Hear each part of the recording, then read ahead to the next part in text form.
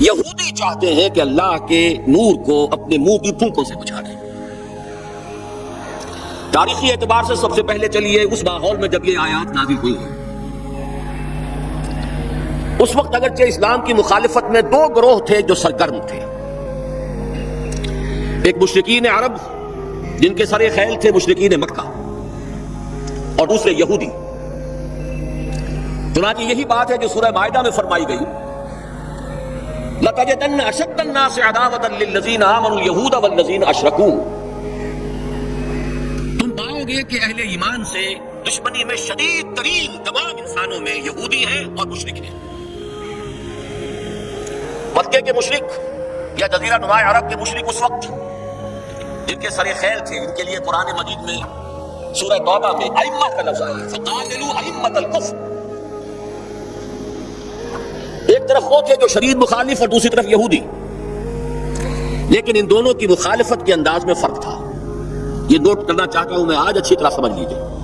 Video شروع کرنے سے پہلے ایک گزارش ہے، اگر آپ ہمارے چینل پر نئے ہیں تو سبسکرائب ضرور کریں اور ڈاکٹر اسرار احمد رحمت اللہ علیہ کے لیے سورہ فاتحہ پڑھ کر کامنٹ میں آمین لکھنا نہ بھولیں۔ شکریہ۔ پہلا فرق یہ تھا کہ مشرکین عرب سامنے سے وار کرتے تھے جمع مردی کے ساتھ، ان کے مقابلے میں ان کی مخالفت میں کمینگی نہیں تھی، وہ اپنے باطل معبودوں کے لیے بھی گردن کٹا رہے تھے۔ ابو جہل نے کہا تھا ذرا نیچے سے گردن کاٹنا تاکہ اونچی نظر آئے کہ سردار کی گردن ہے، جب تم کسی چیز پر اس کو اوپر لٹکاؤ گے۔ 70 جانیں انہوں نے پیش کی ہیں بدر میں اپنے دین باطل کے لیے اور اپنے معبودان باطل کے لیے۔ اس کے برعکس یہودیوں کی مخالفت تھی کمینگی والی مخالفت، ان میں مقابلے کی ہمت نہیں تھی، جرأت نہیں تھی۔ لا یقاتلونکم جمیعا، سورہ حشر میں فرمایا یہ یہودی کبھی تم سے مسلمانوں جمع ہو کر جمعیت کی شکل میں ڈٹ کر میدان میں آ کر مقابلہ نہیں کر سکیں گے، الا فی قرى محصنۃ او من وراء جدر، بڑے مضبوط قلعہ بندیوں میں اپنے آپ کو محفوظ کر کے اور فسینوں کے پیچھے سے، دیواروں کے پیچھے سے، عورتوں کی طریقے سے پتھراؤ کریں گے، اس کے سوا کچھ نہیں کر سکتے۔ تو پہلا فرق یہ تھا کہ مشرکین مکہ اور مشرکین عرب بالعموم مخالفت کر رہے تھے، لیکن ان کی مخالفت جمع مردوں والی مخالفت تھی، سامنے کے دشمن کی حیثیت سے کلم کل علی الاعلان، جبکہ یہودیوں کی مخالفت میں کمینگی تھی، سازشی انداز تھا، خود لڑنے کی بجائے دوسروں کو ابھار ابھار کر لاتے تھے۔ اور دوسرا بڑا فرق کیا تھا، اس پہلے فرق کو تو نمایاں کیا اسی لفظ سے کہ گویا کہ اپنے منہ کی پھونکوں سے بجھانا چاہتے ہیں۔ ابو جہل بھی بجھانا چاہتا ہے اللہ کے نور کو، لیکن اپنے زور بازو کی بنیاد پر، اور یہ لوگ کردار کے اعتبار سے اتنے گر چکے ہیں کہ زور بازو کی بنیاد پر نہیں، منہ کی پھونکوں سے بجھانا چاہتے ہیں۔ بہترین تعبیر کی ہے اس کی مولانا ظفر علی خان نے کہ نور خدا ہے کفر کی حرکت پہ خندزن، پھونکوں سے یہ چراغ بجھایا نہ جائے گا۔ دوسرا فرق یہ تھا کہ اگرچہ مشرکین میں بھی ایسے لوگ تھے جو پہچان چکے تھے کہ محمد اللہ کے رسول ہیں، سچے ہیں، صادق ہیں، لیکن وہ استثنائی معاملات تھے، وہ غافل تھے۔ قرآن مجید میں بار بار ان کے کفر کے لیے توجیہ پیش کی گئی ہے کہ ان کے پاس کوئی رسول آیا ہی نہیں، ان کے لیے رسالت اور نبوت بڑی ایک عجیب سی شے تھی، وہ چیزیں ان کے ذہن سے بالکل خارج ہو چکی تھی۔ لیکن یہود کا معاملہ اس کے برعکس تھا، وہ 100% پہچانتے تھے محمد رسول اللہ صلی اللہ علیہ وسلم، بالخصوص ان کے علماء، یعرفونہ کما یعرفون ابناءہم، پہچانتے ہیں اسے جیسے کہ اپنے بیٹوں کو پہچانتے ہیں، علی وجہ البصیرۃ، وہ کسی مغالطے میں نہیں تھے، پوری ڈٹائی کے ساتھ پہچانتے ہوئے۔ آپ کو تو معلوم ہے کہ حضور صلی اللہ علیہ وسلم کی جو نشانیاں ہیں ان کا تو معاملہ بہت آگے کی بات ہے۔ حضور کے ادنا رفقا کا معاملہ کیا تھا کہ حضرت عمر رضی اللہ تعالیٰ عنہ کے بارے میں پوری ان کی صفات ان کے ہاں موجود تھی، اور عیسائی علماء نے ان کے ساتھ ٹیلی کر کے ہی حضرت عمر کو سامنے کھڑے ہو کے دیکھ کر اور پھر جو ہے یروشلم کا قبضہ لیا تھا کہ ہاں یہ وہی درویش بادشاہ ہے جس کا ذکر موجود ہے ہماری کتابوں میں کہ یروشلم اس کے ہاتھوں فتح ہوگا۔ تو یہ دو سخت ذہن میں رکھیے، یریدون لیطفئوا نور اللہ بافواہہم واللہ متم نورہ۔ دوسری بات جو سوچنے کی ہے اس آیت میں کہ نور اللہ سے مراد کیا ہے؟ اللہ کا نور ایک اعتبار سے ذہن منتقل ہوتا ہے قرآن حکیم کی طرف، اصل میں قرآن مجید میں ہدایت کے لیے بھی آتا ہے. تورات کے لیے آیا فیہا ھدی و نور، انجیل کے لیے آیا فیہ ھدی و نور. روشنی ہی سے انسان راستہ دیکھ سکتا ہے. الہدیٰ قرآن حکیم، ہدایت کاملہ، اس کے لیے خاص طور پر لفظ آیا ہے. سورہ تغابن میں فرمایا فآمنوا باللہ ورسولہ والنور الذی انزلنا واللہ بما تعملون خبیر. ایک مفہوم تو یہ ممکن ہے قرآن مجید کے اس اصول کے تحت کہ القرآن یفسر بعضہ بعضا. ویسے یہ کہ اس کا عام مفہوم اسلام، ہدایت، جس معنی میں چاہے لے لیں، لیکن میرا ذہن زیادہ جس چیز کو قبول کر رہا ہے وہ ایک ایسے شخص کی تعبیر ہے جو اگرچہ کوئی معروف عالم دین نہیں تھا. میں نہ عارف، نہ مجدد، نہ محدث، نہ فقیہ. اقبال اپنے بارے میں صاف کہہ رہا ہے، میں نہ عارف، نہ مجدد، نہ محدث، نہ فقیہ. لیکن واقعہ یہ ہے، اور آپ کے علم میں ہوگا، میرا موقف یہ ہے، اس دور میں قرآن مجید کا نور بصیرت اللہ تعالیٰ نے بڑے وافر پیمانے پر انہیں عطا کیا تھا. انہوں نے تعبیر کیا ہے اس نور کو نور توحید سے. چنانچہ یہ اتمام کا لفظ اس کے ساتھ واللہ متم نورہ، جواب شکوہ کے شعر میں کہ وقت فرصت ہے کہاں، کام ابھی باقی ہے، نور توحید کا اتمام ابھی باقی ہے.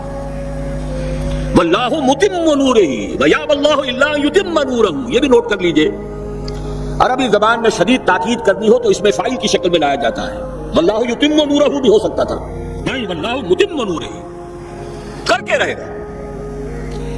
اور پھر اس کو منفی اسلوب میں بھی بیان کر دیا تھا کہ کوئی شک و شبہ نہ رہے، مثبت بھی آ گیا واللہ متم نورہ، اور منفی ویاب اللہ الا یتم نورہ. اللہ کو ہرگز منظور نہیں ہے مگر یہ کہ وہ اپنے نور کا اتمام فرمائے. وقت فرصت ہے کہاں، کام ابھی باقی ہے، نور توحید کا اتمام ابھی باقی ہے. میں چونکہ یہاں اسی تعبیر کو اختیار کر رہا ہوں، اس کے اعتبار سے ایک سوال پیدا ہوتا ہے، کیا نور توحید کسی بھی اعتبار سے نامکمل تھا، ناقص تھا، جس کے اتمام اور تکمیل کی ضرورت تھی؟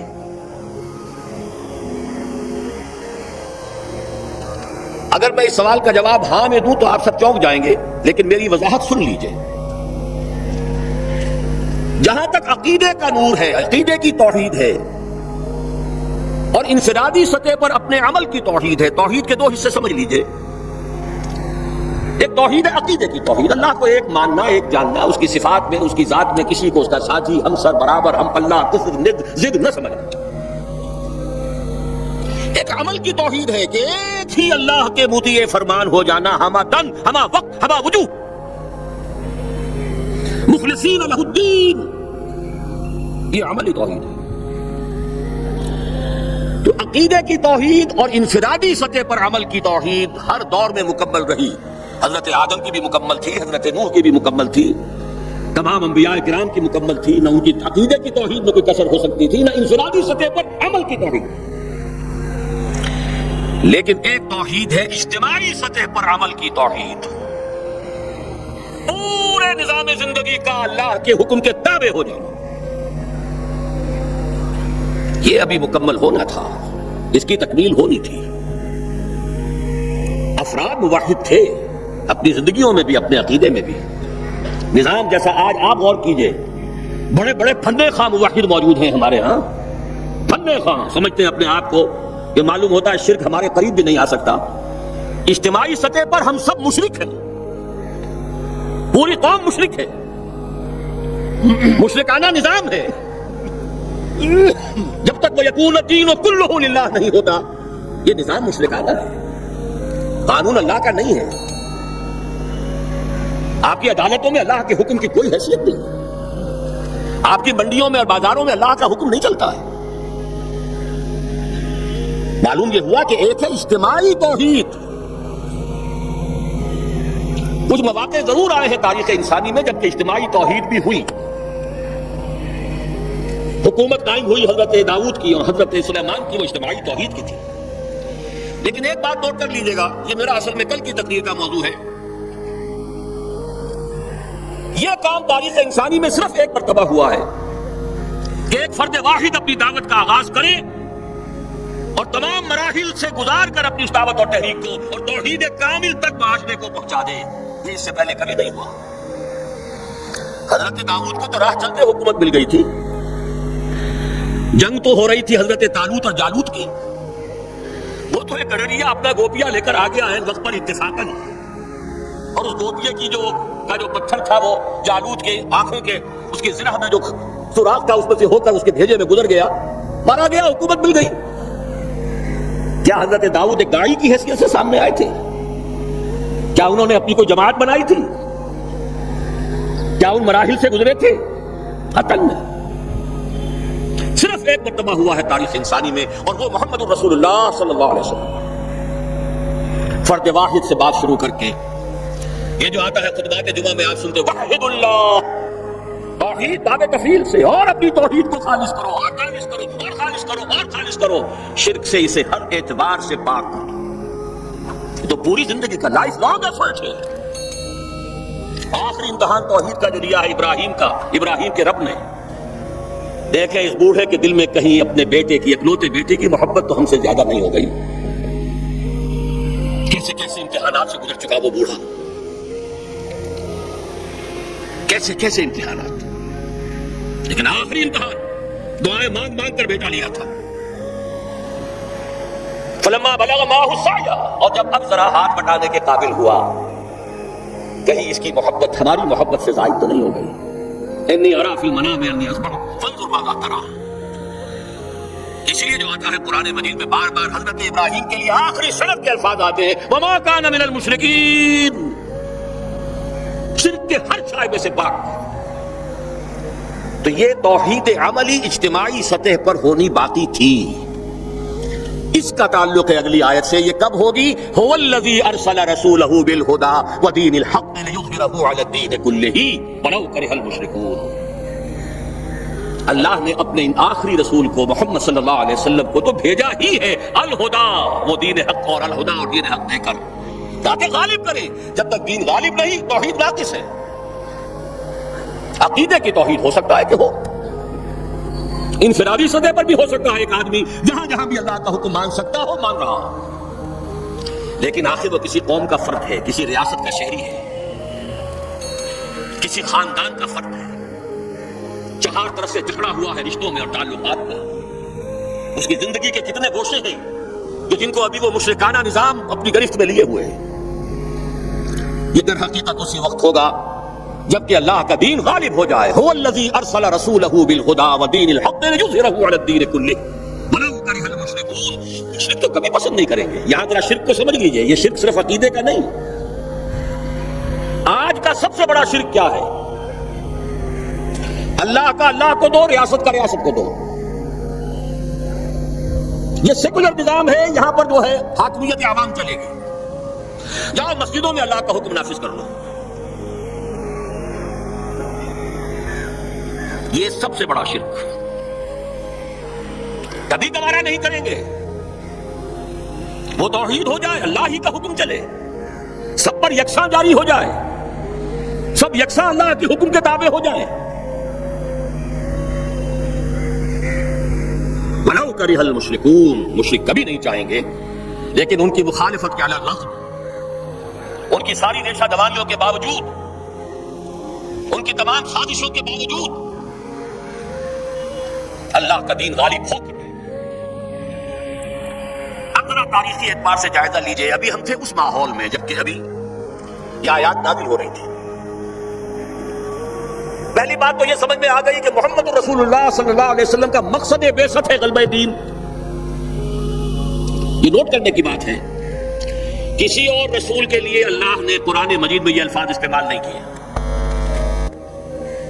شاہد سب تھے، مبشر سب تھے، نذیر سب تھے، داعی سب تھے، مبلغ سب تھے، معلم سب تھے، مربی سب تھے، مزکی سب تھے، لیکن یہ کہ هو الذی ارسل رسولہ بالہدی ودین الحق لیظہرہ علی الدین کلہ، صرف محمد کے لیے آئے الفاظ صلی اللہ علیہ وسلم اور 3 مرتبہ آئے۔ اب اس کے ساتھ اس کو صغرا کبرا کہتے ہیں لاجک میں پریمیسز، اس کے ساتھ جوڑیے دوسری بات جو قرآن میں 5 مرتبہ آئی ہے، اگرچہ وہ آئی ہے ذرا مختلف الفاظ میں۔ کہیں فرمایا وما ارسلناک الا رحمۃ للعالمین، ہم نے نہیں بھیجا ہے محمد صلی اللہ علیہ وسلم آپ کو مگر تمام جہان والوں کے لیے رحمت بنا کر۔ آپ کی بعثت جغرافیائی، نسلی، قومی، علاقائی حدود سے ماورا، بالا در۔ قرآن میں بقیہ سارے رسولوں کی بات آتی ہے تو کہتے ہیں یا قوم یا قوم یا قوم۔ نوح نے کہا یا قوم اعبدوا اللہ، ہود نے کہا یا قوم اعبدوا اللہ، صالح نے کہا یا قوم اعبدوا اللہ ما لکم من الہ غیرہ، اور قرآن کہتا ہے یا ایھا الناس اعبدوا ربکم الذی خلقکم والذین من قبلکم لعلکم تتقون۔ لیکن صریح ترین جو لفظ آیا ہے وما ارسلناک الا کافۃ للناس بشیرا ونذیرا، ہم نے نہیں بھیجا ہے محمد صلی اللہ علیہ وسلم آپ کو مگر پوری نوع انسانی کے لیے بشیر و نذیر بنا کر۔ اب ذرا اس کو جوڑیے، محمد کو بھیجا کاہے کے لیے؟ غلبہ دین کے لیے صلی اللہ علیہ وسلم، اور بھیجا کن کے لیے؟ تمام انسانوں کے لیے۔ کیا نتیجہ نکلتا ہے منطق سے؟ محمد الرسول اللہ صلی اللہ علیہ وسلم کا مقصد بعثت مکمل اسی وقت ہوگا جب پورے عالم انسانیت پر اللہ کا دین غالب آ جائے، ورنہ بات وہی ہے جو اقبال کا شعر سنا چکا ہوں، وقت فرصت ہے کہاں کام ابھی باقی ہے، نور توحید کا اتمام ابھی باقی ہے۔ لیکن یہ کہ اگر اللہ نے واقعی بھیجا محمد کو دین کے غلبے کے لیے صلی اللہ علیہ وسلم، اور اگر بھیجا ہے پوری نوع انسانی کے لیے، تو ناممکن ہے کہ یہ دنیا ختم ہو جائے اس سے پہلے کہ محمد رسول اللہ کا مقصد بعثت مکمل ہو۔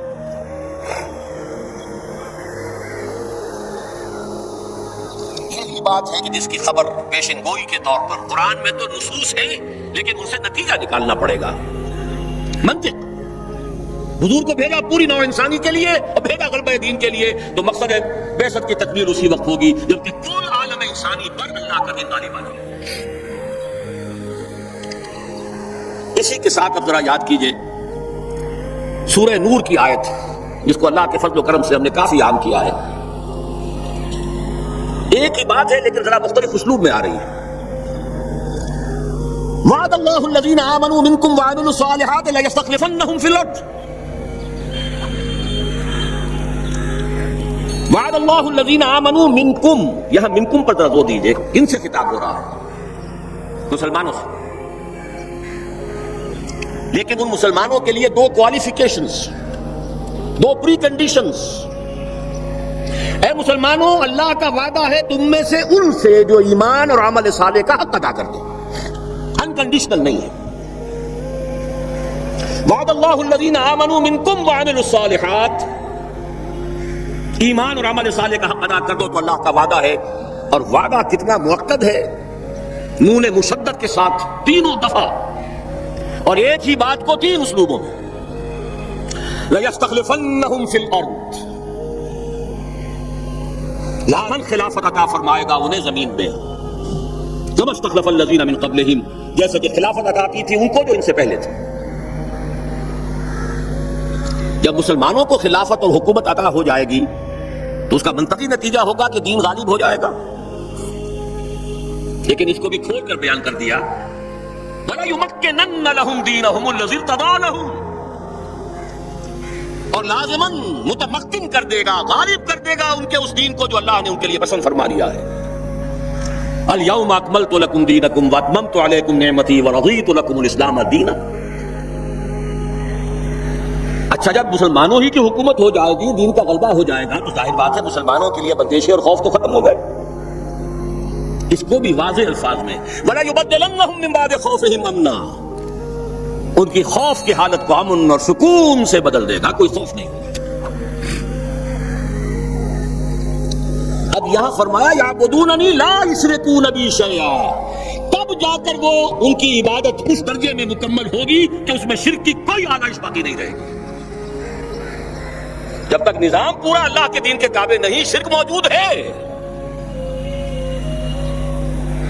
عقیدے کا شرک ختم ہو چکا، انفرادی سطح پر موحد بن چکے، لیکن یہ تو تین کام جب ہوں گے کہ اللہ کا دین غالب ہو جائے، اللہ کی حکومت اور مسلمانوں کی خلافت قائم ہو جائے، تب کہیں جا کر وہ بات ہوگی لا یشرکون بی شیئا، پھر شرک کا ہر شائبہ अगर आपको हमारी वीडियो अच्छी लगी हो तो हमारे चैनल को सब्सक्राइब जरूर करें। डॉक्टर इसरार अहमद रहमतुल्लाह अलैह की वफात के लिए सूरह फातिहा पढ़कर कमेंट में आमीन लिखें। शुक्रिया।